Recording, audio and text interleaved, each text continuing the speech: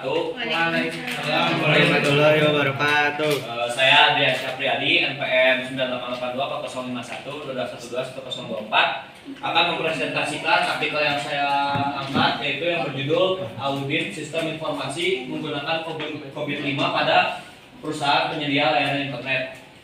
Artikel ini diteliti oleh Johannes Fernandes Andri, Francesca Pili, William Dharma, Paramita Rosadi, dan Reynaldi Ekoresia. Ini ada pembahasan yang akan saya bahas, yaitu dari mulai pendahuluan dan permasalahan hingga ke kesimpulan.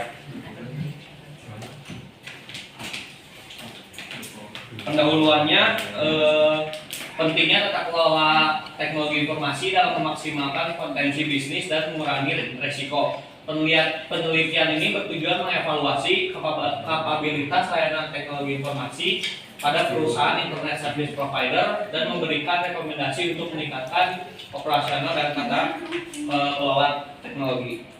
Penelitian ini dilakukan karena banyak perusahaan, khususnya audit yang diteliti ini, penyedia layanan internet menghadapi masalah dalam mengelola sistem TI yang berfungsi optimal. Permasalahan ini mencakup ketidakmampuan mengelola masalah TI secara efisien yang dapat berdampak langsung pada layanan pelanggan dan reputasi bisnis.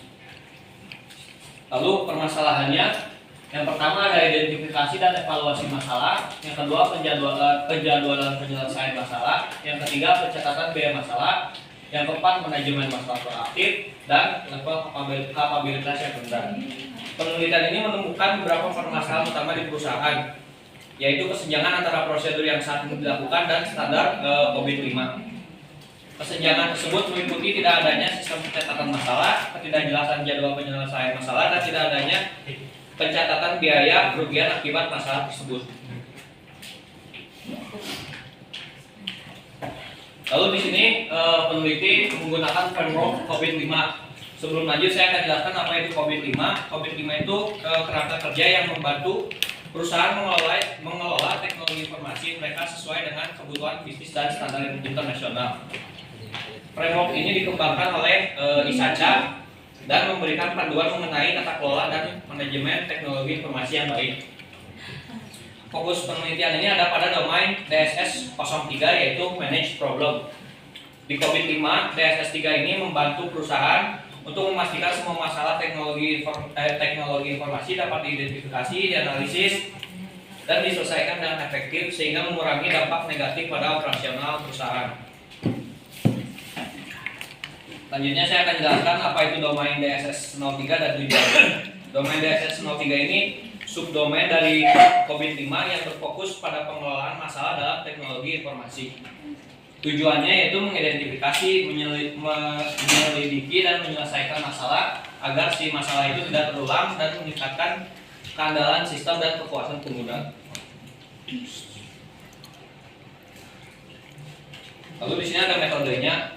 Yang pertama ini dimulai dengan studi kepustakaan yang mempelajari framework COVID-5 pada domain DSS 3. Lalu yang keduanya ada metode pengumpulan data, dilanjutkan dengan wawancara dengan staf teknologi informasi di perusahaan guna mengumpulkan informasi terkait praktik saat ini. Lalu nanti hasil wawancara dan dokumen perusahaan kemudian dianalisis untuk mengevaluasi kapabilitas teknologi informasi perusahaan berdasarkan skala yang ditetapkan oleh framework COVID-5. Lalu yang terakhirnya membuat rekomendasi, memberikan rekomendasi perbaikan berdasarkan hasil analisis kapabilitas untuk meningkatkan tata kelola teknologi informasi. Ini ada tahapan-tahapannya. Tahapan itu ada 6. Yang dari pertama, kita mulai dengan mempelajari berbagai sumber tentang COVID-5, audit sistem informasi, dan domain DSS agar kita lebih memahami dasar teorinya. Lalu yang kedua, menyatakan domain dan proses yang digunakan, yaitu DSS 0301 hingga DSS 03.05. Lalu yang ketiga, mengumpulkan data terkait aktivitas di setiap subproses dalam DSS yang akan kita gunakan untuk analisis lebih lanjut. Yang keempat, melakukan wawancara dengan pihak terkait di perusahaan. Setiap pertanyaan akan kita sesuaikan dengan aktivitas dalam subproses DSS 03.01 hingga DSS 03.5. Lalu dikonfirmasi hasil wawancara dengan dokumen perusahaan yang relevan. Lalu yang kelima, menentukan tingkat si kapabilitas ini. Setiap proses ini mengetahui seberapa baik perusahaan menjalankan si proses tersebut. Yang keenam, memberikan rekomendasi berdasarkan hasil analisis yang kita dapatkan untuk membantu perusahaan meningkatkan tata kelola teknologi informasi mereka. Yang terakhir, laporan hasil penelitian. Hasil penelitian ini akan dirangkum dalam bentuk laporan yang jelas dan informatif. Lalu di sini ada hasil penelitiannya.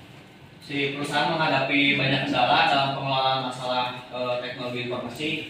Yang pertama, kurangnya jadwal penyelesaian, pencatatan biaya tidak ada, dan komunikasi antar divisi yang kurang teratur.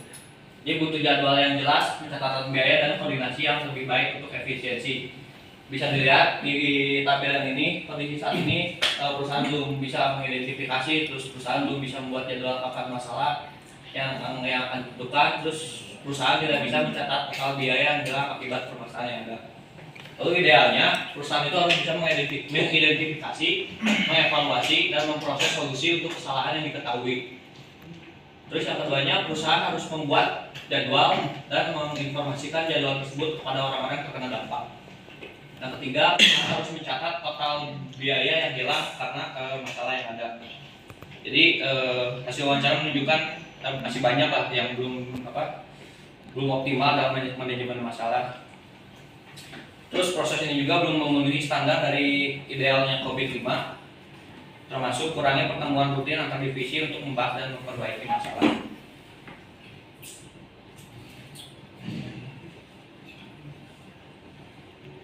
Lalu selanjutnya analisis menunjukkan bahwa tidak ada subdomain DSS 03 yang mencapai tingkat kapabilitas yang diharapkan. Subdomain DSS 03 dan 01 bisa dilihat memiliki kesenjangannya satu tingkat, sementara DSS 03 hingga 05 hanya memiliki kesenjangan 2 tingkat dari target kapabilitas.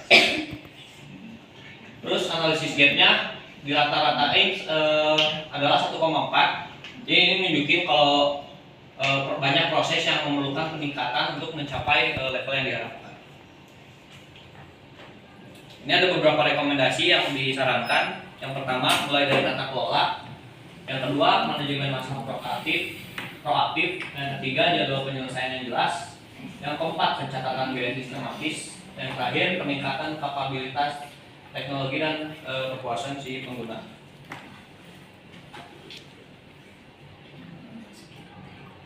Jadi kesimpulannya, si perusahaan penyedia layanan internet ini belum memenuhi standar manajemen masalah teknologi informasi berdasarkan COVID-5 dan domain DSS 03. Analisis menunjukkan kesenjangan kapabilitas pada semua subdomain. Rekomendasi meliputi perbaikan identifikasi masalah, penjadwalan penyelesaian, pencatatan biaya, dan kolaborasi antar divisi untuk meningkatkan manajemen masalah secara proaktif dan efisien. Terus untuk meningkatkan efektivitas, perusahaan disarankan untuk lebih aktif dalam mengidentifikasi dan mengevaluasi solusi untuk masalah yang ada, membuat jadwal penyelesaian yang jelas, serta mengadakan pertemuan rutin antara manajer untuk membahas dan menyelesaikan masalah. Dengan mengikuti rekomendasi yang tadi, perusahaan dapat meningkatkan pengelolaan masalah dan mencapai kinerja yang lebih baik. Cukup sekian dari presentasi yang saya jelaskan. Apakah ada yang ingin bertanya? Silakan, Pak Fikri. Perkenalkan, nama saya Muhammad Fikri, UPM 016. Izin bertanya, kalau ada gap besar dalam kapabilitas, itu mana yang harus diperbaiki dahulu? Yang dibenerin dulu gitu? Iya.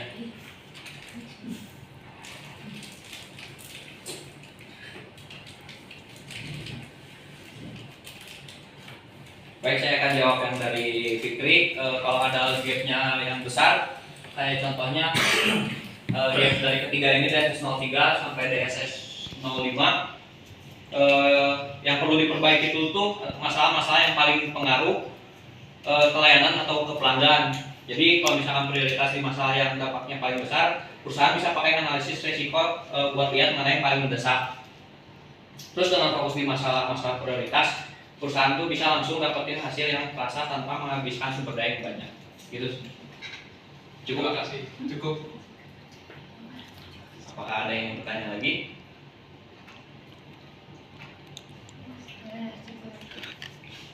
Baik, silakan Diki. Oke, perkenalkan saya Diki Ramadan, izin bertanya, apa hubungannya domain DSS 03 ini dengan penelitian yang disampaikan tadi?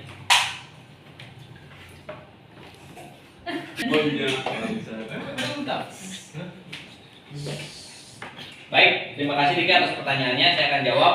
DSS 03 ini dipilih karena domain ini fokus pada pengelolaan masalah yang sangat penting buat perusahaan yang di audit ini, penyedia layanan internet di bisnis internet service provider ini. Kalau ada masalah teknis bisa langsung mengganggu layanan yang dipakai pelanggan. Terus dengan memperbaiki manajemen masalah, si perusahaan bisa lebih cepat mengatasi gangguan dan mencegah masalah serupa di kemudian hari. Fokus di DSS 03 ini bisa langsung dirasakan manfaatnya, terutama untuk meningkatkan stabilitas dan kualitas layanan. Itu sih. Cukup. Cukup Pak. Pak Adri. Baik, ada lagi pertanyaan? Silakan Izin Fadli. bertanya, nama saya Fadli, izin bertanya, biar tetap efektif, gimana cara perusahaan bisa jaga perbaikan ini buat jangka panjang? Baik, terima kasih atas pertanyaan.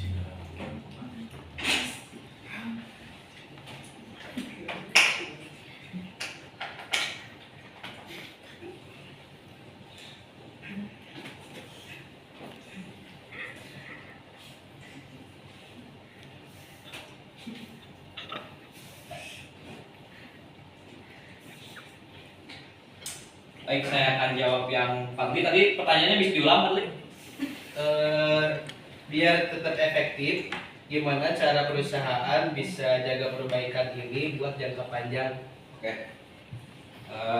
Untuk memastikan perbaikan ini tahan lama gitu ya, si perusahaan bisa bikin evaluasi berkala, kayak contohnya audit ulang atau pemantauan kapabilitas dengan COVID-5 tiap tahun. Kalau ada hasil evaluasi atau feedback dari si pengguna, perusahaan bisa langsung sesuaikan kebijakan yang dipakai. Terus pendekatan kayak gini bikin perusahaan bisa terus memperbaiki diri sesuai kebutuhan yang mungkin berubah seiring waktu. Gitu sih, cukup. Ya, cukup, terima kasih. Apakah ada yang ingin bertanya lagi? Aku Silakan. izin bertanya, nama saya Almira, NPM 004. Tadi kan ada rekomendasi, coba slide. Oh. Nih, Nah, apakah si rekomendasi ini tuh bisa diterapkan beneran apa tidak? Terus kira-kira jika diterapkan tuh tantangan untuk kedepannya apa? terima kasih pertanyaannya.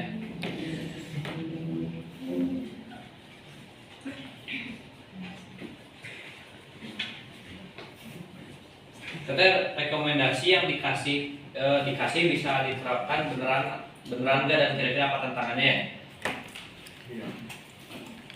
Ada?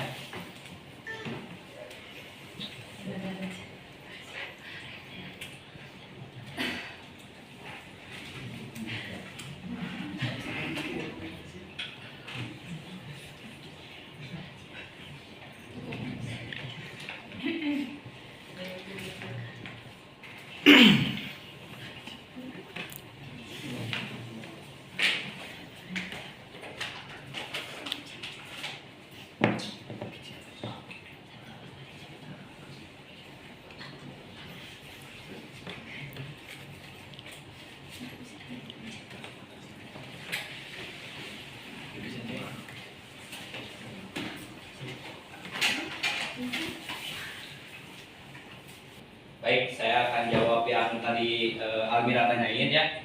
rekomendasinya yang dikasih bisa diterapkan beneran enggak dan kira-kira apa tantangannya. Jawabannya bisa diterapkan. Dimulai dengan bikin aturan dan langkah-langkah khusus buat tiap masalah yang muncul. Tapi pasti ada aja tantangannya. Kayak contohnya adaptasi karyawan terhadap sistem baru, belum lagi soal anggaran buat biaya tambahan implementasi supaya lancar. Jadi si perusahaan bisa mulai pelan-pelan, terus lakuin evaluasi rutin, dan bahkan bikin kayak pelatihan buat karyawan dan dukungan manajemen juga penting banget supaya si perusahaan ini bisa diterima semua orang. Gitu, cukup dimengerti. Oh ya, betul.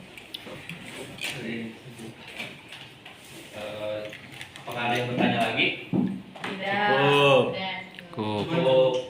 Cukup sekian dari presentasi yang saya jelaskan. Mohon maaf bila ada kekurangan kata atau ada salah kata.